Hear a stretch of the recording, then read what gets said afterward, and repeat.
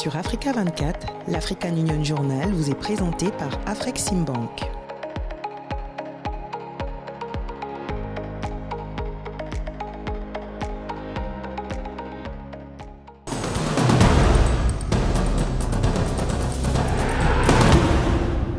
Vous avez une fois de plus honoré notre rendez-vous. Merci, mesdames, messieurs. Bienvenue à tous pour cette nouvelle édition de l'African Union Journal. Le commerce entre l'Afrique et les Caraïbes pourrait atteindre 1,8 milliard de dollars américains d'ici 2028, notamment grâce à des investissements dans des secteurs spécifiques. Le renforcement de cette coopération économique Afrique-Caraïbes est un thème central, notamment à travers des initiatives comme l'Actif 2025. Mesdames, messieurs, tout de suite, reportage et analyse pour découvrir les plans d'action menés par les acteurs économiques majeurs en Afrique.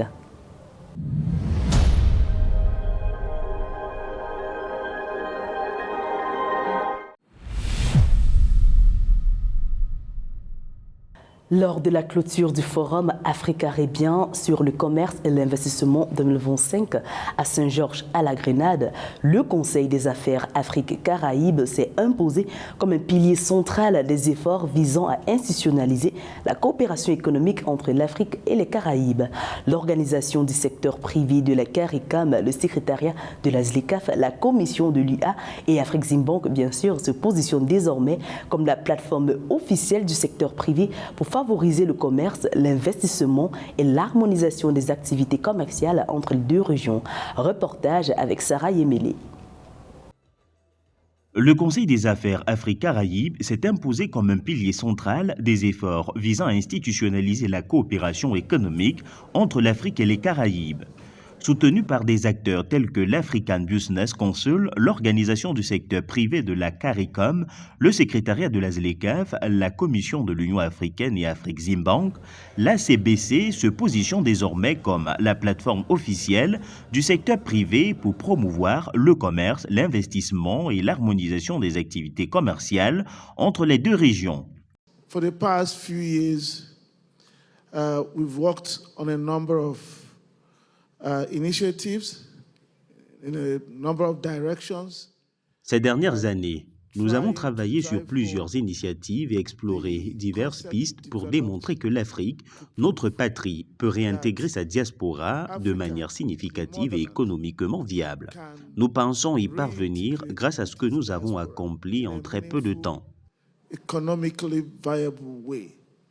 We believe that we've been able to prove it based on the kind of things we've accomplished within a very short period. Créé par un protocole d'accord signé lors d'Actif 2022, le Conseil des entreprises Afrique-Caraïbes facilite une collaboration approfondie entre les secteurs publics et privés et soutient les partenariats commerciaux dans les secteurs de l'agroalimentaire, de la logistique, de l'économie créative, des services numériques et de l'industrie manufacturière. Depuis, le Conseil a figuré dans les feuilles de route stratégiques des forums actifs successifs et a été mis en avant comme un élément clé de l'augmentation des échanges commerciaux entre l'Afrique et les Caraïbes, actuellement inférieure à 1%. Nous devons maintenant mettre en œuvre de nombreux changements transformateurs. Nous devons nous appuyer sur les bases que nous avons établies pour créer une institution pleinement opérationnelle capable de faire avancer les choses. Lors de la conférence Actif 2025 à la Grenade, les nouveaux engagements ont totalisé plus de 300 millions de dollars américains dans les domaines de la finance, des infrastructures de l'industrie manufacturière, des services numériques et de l'agroalimentaire. Le message de clôture qui exhortait l'ACBC à accroître son soutien aux PME et aux entreprises dirigées par des femmes et des jeunes et à accélérer la mise en place de corridors commerciaux, notamment aériens et maritimes, afin de réduire les obstacles et d'accroître les échanges commerciaux, a été un élément clé. Nous devons être très déterminés à institutionnaliser et à créer des institutions qui recréeront le type de relations commerciales, d'investissement, bancaires et financières que nous souhaitons établir. Alors que les échanges commerciaux entre l'Afrique et les Caraïbes devraient atteindre 1,8 milliard de dollars d'ici 2028, révolutionner les échanges et les investissements entre ces deux régions est un objectif clé du Conseil des affaires Afrique-Caraïbes. En relevant les défis existants et en exploitant les opportunités, le Conseil jouera un rôle essentiel dans la promotion de la coopération économique et du développement entre les deux régions.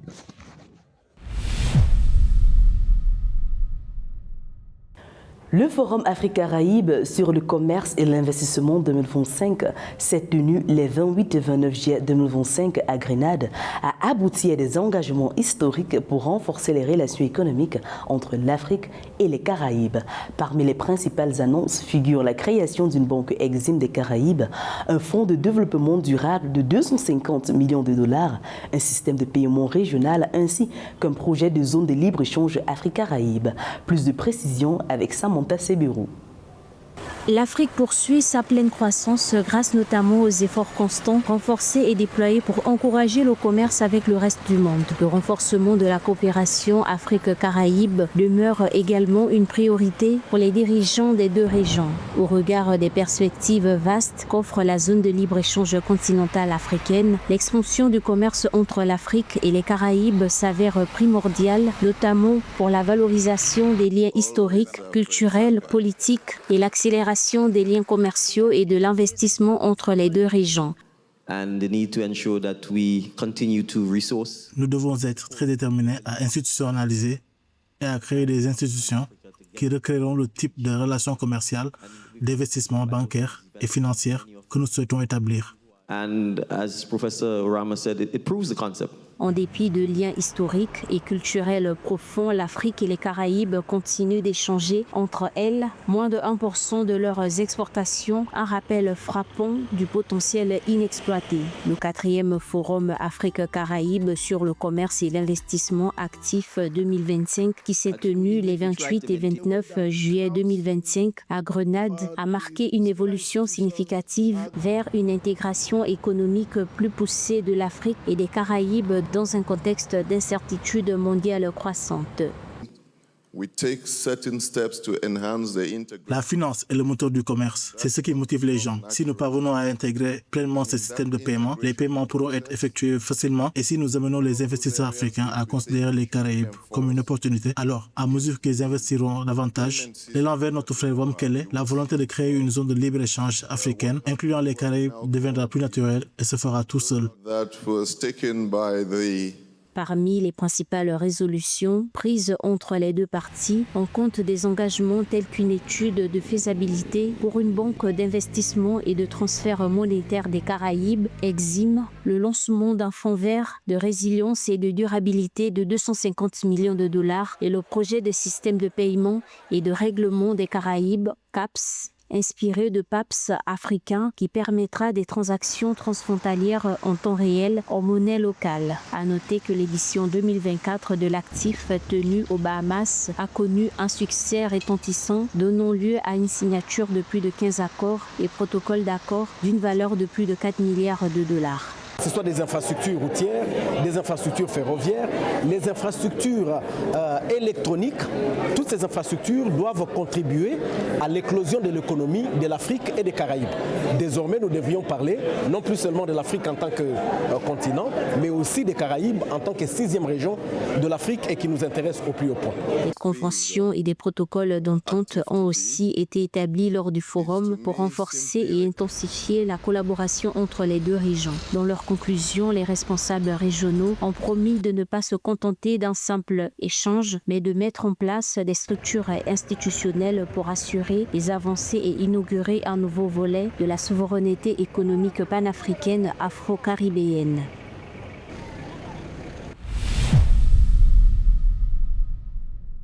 Face à la nécessité de diversifier leurs partenariats économiques, l'Afrique et les Caraïbes intensifient leurs relations commerciales.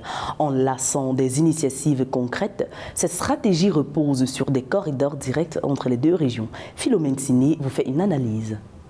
Les relations économiques entre l'Afrique et les Caraïbes connaissent une nouvelle dynamique portée par des initiatives innovantes visant à établir des corridors commerciaux directs entre les deux régions. Parmi elles, le projet de corridor maritime Afrique-Caraïbes se distingue. Cette route maritime a mission de réduire les coûts de transport, de raccourcir les délais de livraison et de faciliter l'échange de biens et de services. Ainsi, les deux blocs souhaitent renforcer leurs liens par des échanges économiques durables. Is obviously very challenging, but it's the best environment for us as Africans.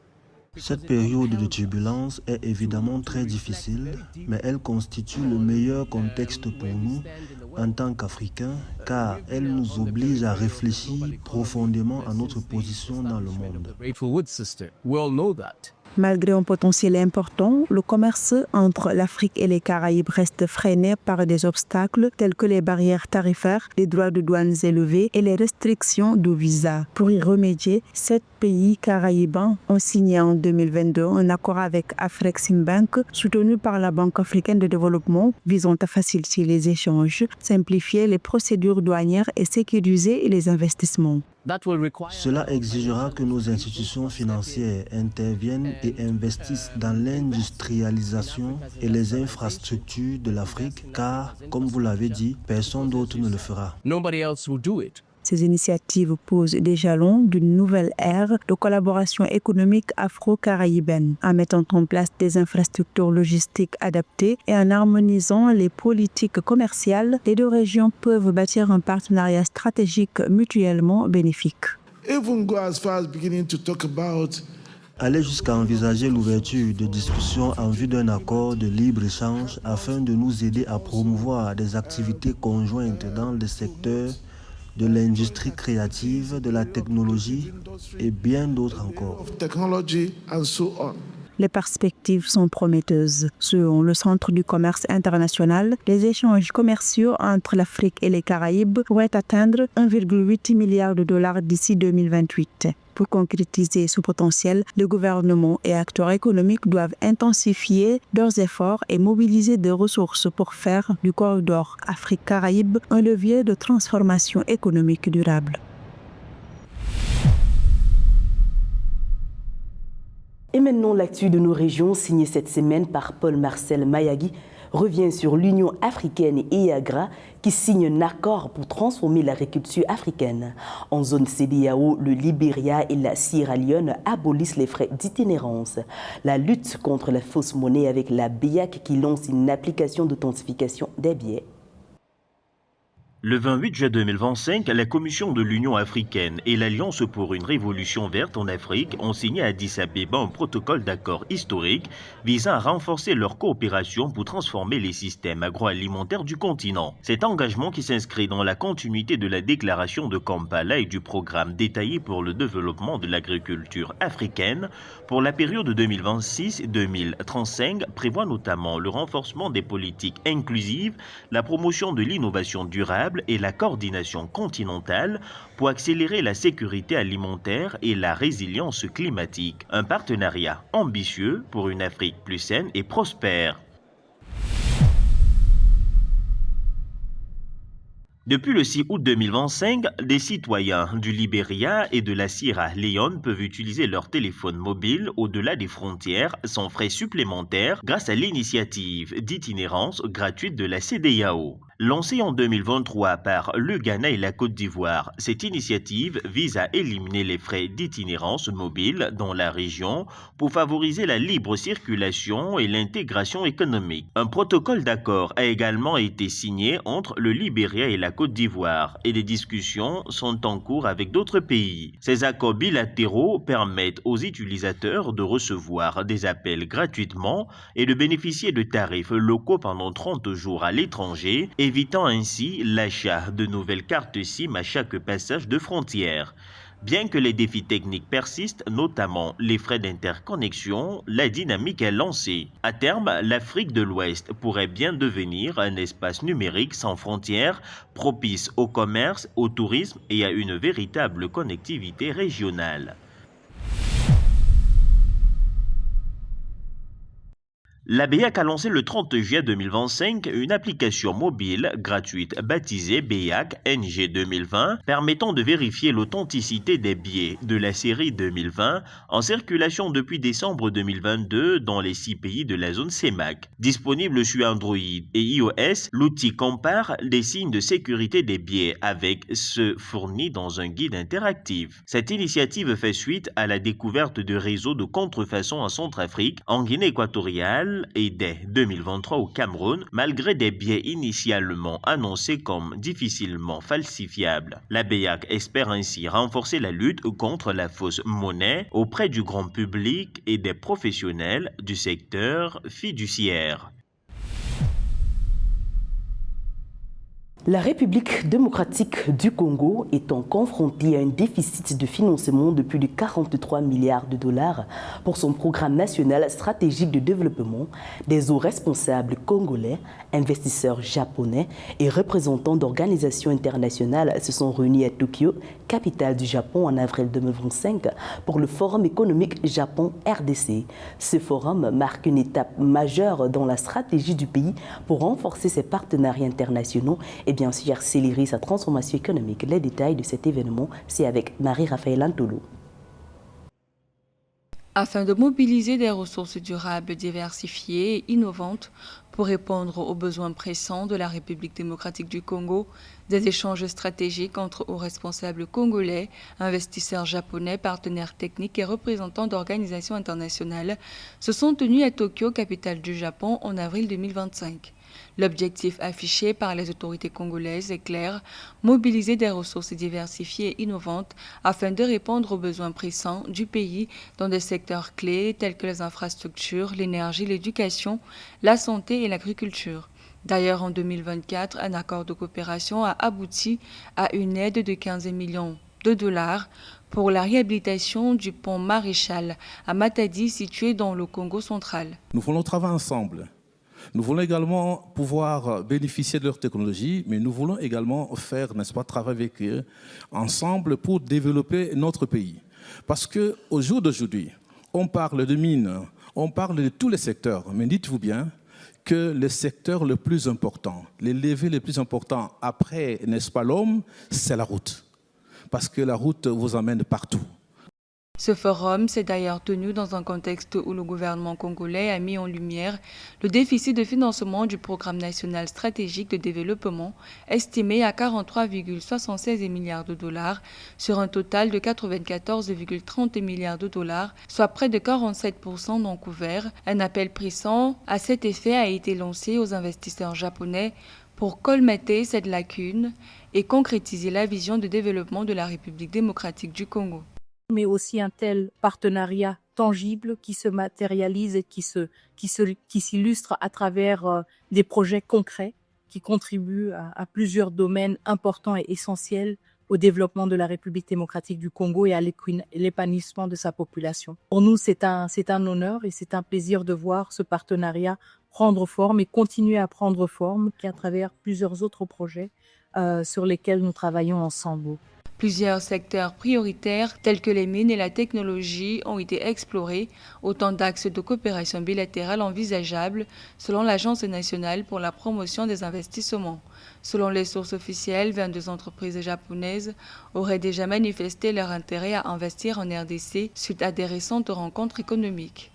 L'échange note le sujet porte sur la mise en œuvre de deux projets, à savoir, d'une part, le programme d'assistance alimentaire pour l'année fiscale 2024 qui sera exécuté par le ministère du Plan et de la coordination de l'aide au développement, et d'autre part, le projet de réhabilitation du pont Maréchal à Matadi et ses voies d'accès qui sera implanté en collaboration avec le ministère des Transports, voies de communication et des arts. Selon les sources officielles, 22 entreprises japonaises auraient déjà manifesté leur intérêt à investir en RDC suite à des récentes rencontres économiques. Selon le vice-premier ministre congolais, Guilain Nyembo, l'objectif principal du Forum Japon-RDC était de renforcer la coopération économique et diplomatique entre les deux pays et de rechercher des investissements pour accompagner le gouvernement de la RDC dans ses projets de développement.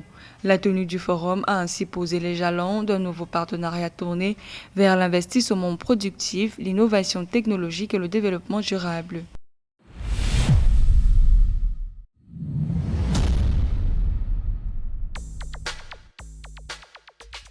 Du 28 au 31 octobre 2025, Luanda accueille le plus grand sommet africain sur le financement des infrastructures organisé par ODA-NEPAD, la Commission de l'Union africaine et le gouvernement angolais.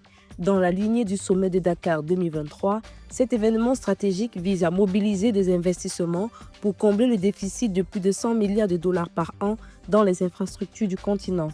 Au programme, projets énergétiques du PIDA, corridors régionaux, infrastructures numériques, solutions pour l'accès universel à l'énergie, financement climatique et mobilisation des fonds souverains africains. Alors que 600 millions d'Africains n'ont toujours pas accès à l'énergie, le sommet de Luanda réunira gouvernements, investisseurs et partenaires pour bâtir l'Afrique de demain. Du 1er au 5 octobre 2025, la Commission de l'Union africaine, en partenariat avec le gouvernement du Botswana, organise à Gaborone le premier sommet africain sur la biodiversité placé sous le thème « Promouvoir une gouvernance inclusive de la biodiversité ». Cet événement rassemblera chefs d'État, dirigeants mondiaux et acteurs de la conservation pour favoriser une gestion durable et équitable de la biodiversité en Afrique, tout en mobilisant des financements vers des solutions locales. Du 16 au 19 septembre 2025, le 5e congrès et exposition panafricain sur l'après-récolte se tiendra au siège de la Commission de l'Union africaine à Addis Abeba, en Éthiopie. Placé sous le thème « Sécuriser la récolte, solutions de gestion post-récolte pour des systèmes alimentaires résilients et inclusifs », cet événement réunira experts, parties prenantes et innovateurs pour partager des solutions concrètes face aux pertes et gaspillages alimentaires, tout en renforçant les systèmes alimentaires durables en Afrique.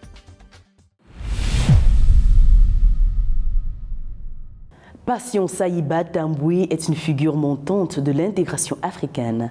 Depuis 2023, il est membre du conseil d'administration du Fonds d'ajustement de la ZLECAf, un outil mis en place pour aider les pays africains à appliquer la zone de libre-échange continentale. Fort de ses expériences, Patient Sayiba Tamboué incarne la voie forte pour l'intégration économique. Focus sur son parcours, c'est avec Pauline Minka.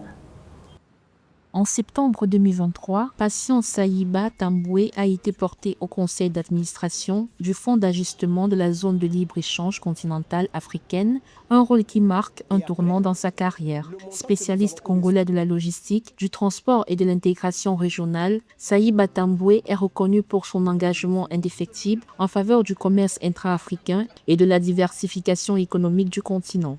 Il faut d'abord qu'on rentre dans le contexte. C'est quoi d'abord le fonds d'ajustement de la ZLECAf?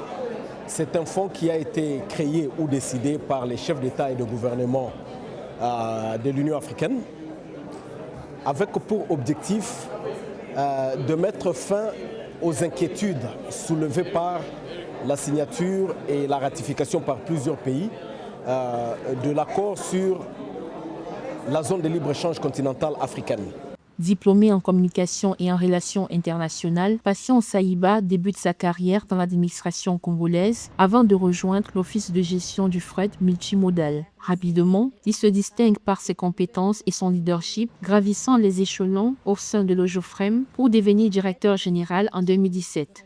À ce poste, il mène d'importantes réformes pour moderniser la logistique, intégrer le digital et renforcer la gouvernance, positionnant l'institution comme un acteur majeur du fret en Afrique centrale. Pour le moment, depuis septembre 2023, nous pilotons le Credit Fund, donc le Credit Fund, donc le fonds de crédit du fonds d'ajustement de la ZLECAf. Lorsque donc on lève les fonds, on soutient les petites et moyennes entreprises ou toute autre entreprise ou tout autre gouvernement qui en fait la demande, mais en termes de prêts. Patient Sayiba porte une vision de l'intégration régionale qui va au-delà de la simple compétitivité économique. Selon lui, la réussite de la ZLECAf repose sur des infrastructures de qualité, mais aussi sur un principe fondamental, la solidarité entre les États africains. Dans cette perspective, il plaide pour une fiscalité équitable et des mécanismes d'ajustement adaptés aux besoins spécifiques des pays africains.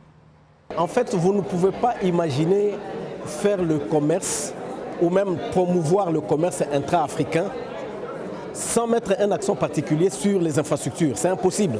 Parce que vous devez déplacer des marchandises. Non seulement que vous devez déplacer les marchandises, vous devez aussi déplacer les services. Patience Saïba Tamboué est aujourd'hui un leader discret mais influent dans l'intégration régionale et le commerce intra-africain. Son engagement en faveur d'une Afrique unie et prospère en fait une référence pour les acteurs du changement économique sur le continent.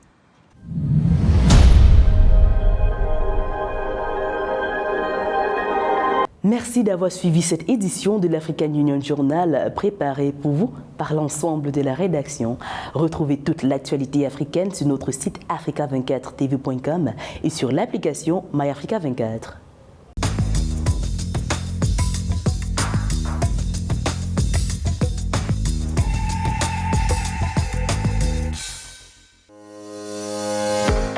Sur Africa 24, l'African Union Journal vous est présenté par Afreximbank.